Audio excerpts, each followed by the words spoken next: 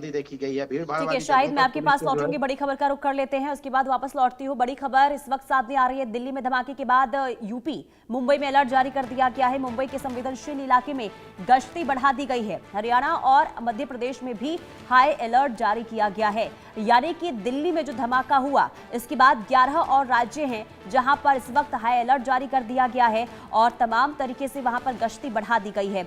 और साथ ही साथ देखिए, मुंबई की अगर हम बात करते हैं तो मुंबई के जो संवेदनशील इलाके हैं वहां पर इस वक्त चौकसी जबरदस्त तरीके से देखने को मिल रही है। शाहिद, संवेदनशील इलाकों में गश्ती पुलिस की बढ़ गई है, किस तरीके से तमाम चीजों को वहां पर आगे बढ़ाया जा रहा है, कैसे निगरानी रखी जा रही है, जानकारी पूरी दे। पुनीता, सबसे पहले आपको बता दूं कि मुंबई में जो इलाके संवेदनशील इलाके हैं उनमें सबसे ज्यादा दक्षिण मुंबई पे फोकस किया जाता है। दक्षिण मुंबई के खासकर जो है वो इलाके, जिन इलाकों में जो है देखिए मंत्रालय है और दूसरे जो है ऑफिसेज हैं, उन सारे इलाकों में कल ही जो है ये फरमान जारी कर दिया गया है कि जब दिल्ली ब्लास्ट हुआ है तो इसके बाद से उन सारे इलाकों में नाकाबंदी शुरू कर दी गई है।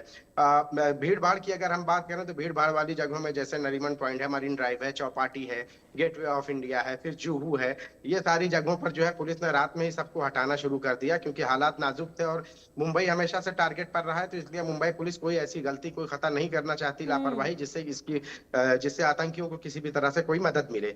मुंबई में जैसे ही ये सब जब दिल्ली में हुआ है तो उसके बाद से कई इलाकों में जो है नाकाबंदी करके लोगों की गाड़ियों की तलाशी और लोगों को जो है फौरन अपने अपने घर जाने के लिए कहा गया, और ये भी कहा गया है कि भीड़ भाड़ ना करें।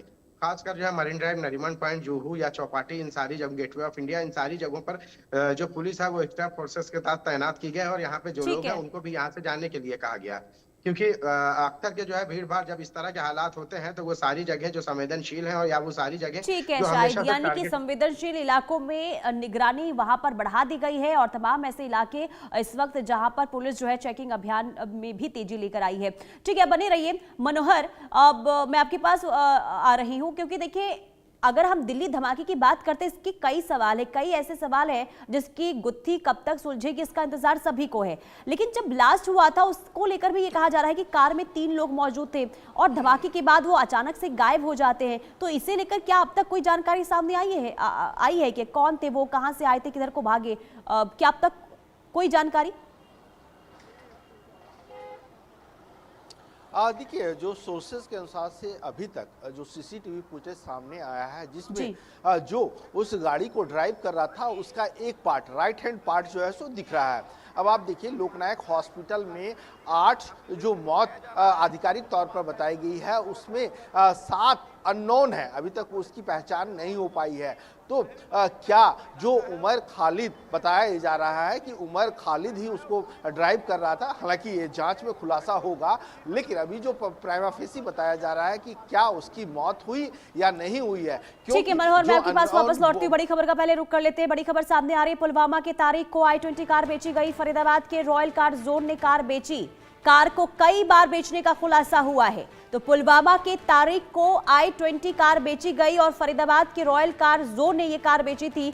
और न सिर्फ तारीख को बल्कि कार को कई बार बेचने का खुलासा हुआ है, यानी कि कई लोगों को ये कार बेची गई थी। ये खुलासा अब सामने आ रहा है। दिल्ली धमाके का पुलवामा कनेक्शन, तारीख को कार बेची गई, जो तारीख पुलवामा का है, i20 कार बेची गई थी। और इसके बाद ये भी सामने आया है कि कई लोगों को ये कार बेची गई है। आशिक, पुलवामा से कनेक्शन निकलकर सामने आया था, यानी कि तारीख जो पुलवामा का है उसे कार बेची गई थी, लेकिन अब ये सामने आ रही है खबर कि ना सिर्फ तारीख बल्कि कई लोगों को ये कार बेची गई थी।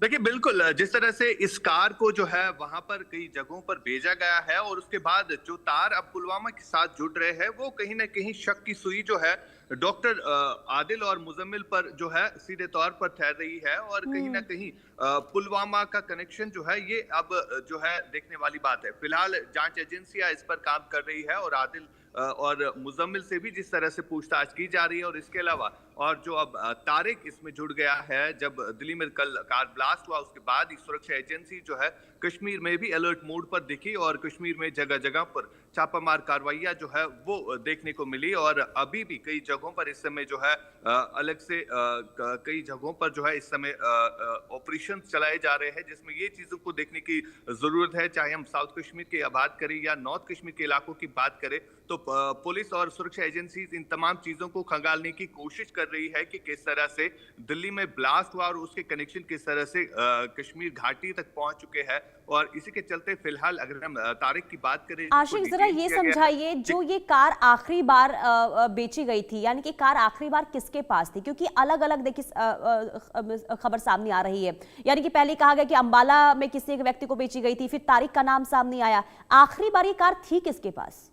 देखिए, फिलहाल जिस तरह से खबरें सामने निकल कर आ रही है, बताया जा रहा है कि आखिरी बार जो कार है वो तारिक के पास थी, जो कि पुलवामा का रहने वाला है। और तारिक से इस समय जो है पुलिस पूछताछ कर रही है। और सबसे बड़ी बात यहाँ पर यह है कि जब गाड़ी कई जगहों पर भेजी गई, उसके बाद किस तरह से तारिक के पास ये गाड़ी पहुंची, और जबकि ये गाड़ी घाटी में होनी चाहिए थी, अचानक ये दिल्ली वापस कैसे पहुंची, ये एक बड़ा सवालिया निशान है जिस पर इस समय सुरक्षा एजेंसी जो है काम कर रही है। जी ठीक है, सुरक्षा एजेंसियां काम कर रही है और अब देखना यही होगा कि आखिर अब जांच में क्या और सामने आता है। लेकिन अब शाहिद, अगर हम मुंबई की बात करते हैं, ठीक है, अब शाहिद के पास जाएंगे, लेकिन आशिक मेरा सवाल आपसे ही होगा अब, क्योंकि देखिए पुलवामा जब कनेक्शन निकलकर सामने आता है, इसके बाद कई सवाल उठने लगते हैं। यानी कि कोई गाड़ी जो पुलवामा की होती है, जम्मू कश्मीर की होती है, वो दिल्ली आखिर कैसे पहुंच जाती है, कब पहुंचती है, और आखिर जब कार पहुंची है दिल्ली तो आखिर साथ में कितने लोग आए थे, कैसे ये तमाम चीजें, क्या कोई साजिश रची गई थी दिल्ली धमाके को लेकर? तो ऐसे सवाल अभी उठ रहे हैं, तो इससे लेकर क्या अब तक कोई जानकारी आ रही है क्या? Was there one person in the car? Only one person in the car? Sir, as I told you, the investigation is going on and we cannot conclusively comment upon anything. Once we have the facts, hard facts in hand, then only we'll be able to tell. गाड़ी जो बदरपुर से, could you tell us about the nature of the explosive? The FSL is doing the same thing only. They are lifting the traces of explosives, and based on their testing, they will be able to conclusively tell. How long does that process take usually? Just now we were talking to them, maybe 1 or 2 days they will expedite in the process, and maybe they will be able to tell us in a day or two. Do you believe that there are others who may be involved in this who have gotten out? As I told you that it is investigation is ongoing and the facts are unfolding and new things are coming up. So as of now it will be premature to conclude anything. Was there any shrapnel which was found at all on the Not as location? of now, not as of now, but still we are examining the scene of crime. And in terms of the metro and operations, borders being sealed, what can you share with us? No, as of now I cannot share anything about that. We are deciding upon it and then we will take a call. Could you share any other information? Sir, idhar aa jaye, sir, idhar aa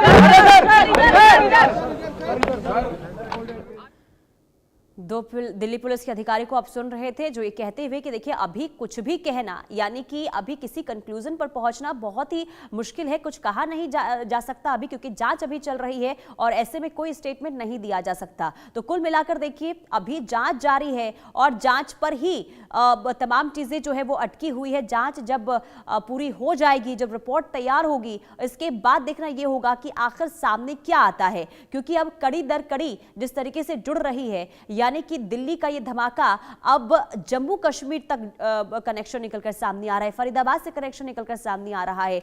और ऐसे में देखना यही होगा कि आखिर police जब जांच करती है तो सामने आता क्या है। हमारे साथ दो और संवाददाता जुड़ चुके हैं, देवेंद्र कौशिक फरीदाबाद से जुड़ चुके हैं और साथ ही साथ गुजरात से भी हमारे साथ हमारे संवाददाता जतिन रावल जुड़े हुए हैं। सबसे पहले देवेंद्र, मैं आपके पास आऊंगी क्योंकि दिल्ली धमाके का कनेक्शन फरीदाबाद से भी सामने आया, यानी कि जो कार I-20 जिसमें ब्लास्ट हुआ है, वो पहले खबर सामने आई कि फरीदाबाद से ही वो कार बेची गई थी, तो इसे लेकर क्या है आपके पास जानकारी? बिल्कुल, देखिए जिस तरह से ये दिल्ली में ब्लास्ट हुआ है उसके बाद में तमाम जो सुरक्षा एजेंसी हैं वो अपनी अपनी जांच में जुटी हुई हैं। हालांकि अभी अधिकारियों की तरफ से जो आधिकारिक बयान आएगा उसके बाद में देखना होगा कि किस तरह से ये जो सारा ब्लास्ट हुआ, इसके पीछे जो कनेक्शन सामने आ रहे हैं, चाहे जम्मू कश्मीर की बात करें चाहे फरीदाबाद की बात करें, तो ये अभी अधिकारियों की तरफ से जब आधिकारिक तौर पर जब सामने आएगी तब पता चलेगा। लेकिन निश्चित तौर से जिस तरह से फरीदाबाद में पिछले 15 दिन से जो एजेंसी है उनकी तरफ से जो कार्रवाई की जा रही थी, डॉक्टर डॉक्टर मुजम्मिल की बात करें, चाहे उसकी एक सहयोगी जो डॉक्टर है उसकी बात करें, एक और सहयोगी जो सहारनपुर से गिरफ्तार किया गया था, तो ऐसे में हो सकता है, क्योंकि जांच इस पर भी आगे की जा रही है कि फरीदाबाद से कितना इस बात को लेकर कनेक्शन है कि जो आतंकवादी फरीदाबाद से पकड़े गए हैं उनका इस ब्लास्ट से कितना कनेक्शन है, और क्या इस जो यहाँ से अमोनियम नाइट्रेट पकड़ी गई थी वो क्या यहाँ दिल्ली में प्रयोग की जानी थी। तो ये तमाम ऐसे पहलू हैं जिस पर जांच एजेंसी काम कर रही है। लेकिन फरीदाबाद से चूंकि लगातार पिछले 15 दिन से फरीदाबाद पुलिस और जम्मू कश्मीर पुलिस दोनों ज्वाइंट ऑपरेशन कर रही थी, और ये ऑपरेशन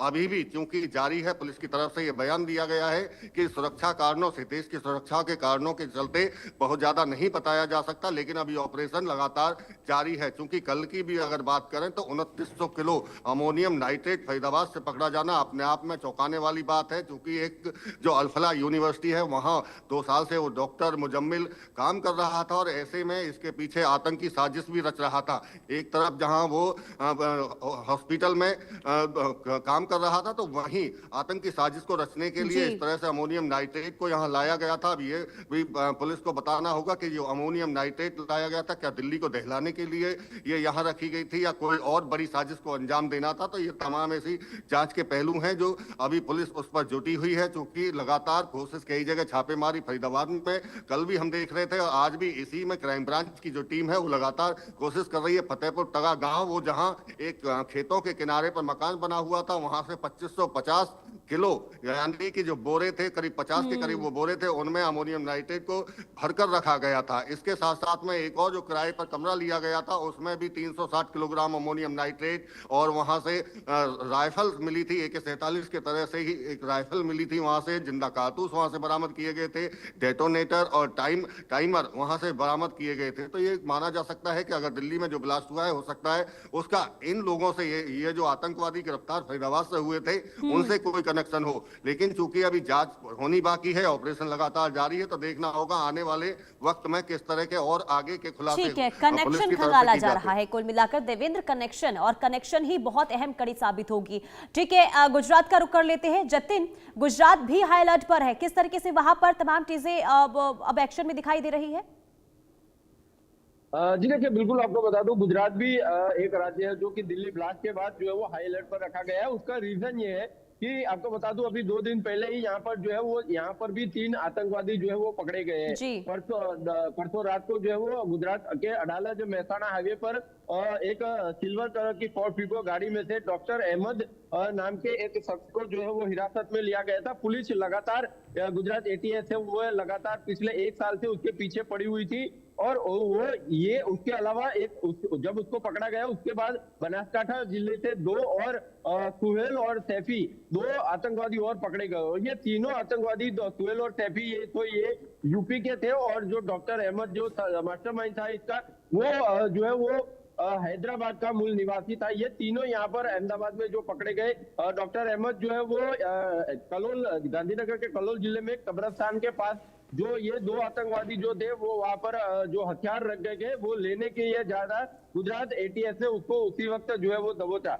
यानी कि ये इसमें से जो सुहेल और सैफी है, ये तीनों, ये 2 है वो दिल्ली में बहुत बार जो है वो रेकी पहले जो है वो कर चुके हैं। गुजरात ATS को ये बातमी भी मिली थी, और जो अहमद है वो अहमदाबाद में भी बहुत सारी जगहों पर रेकी कर चुका है।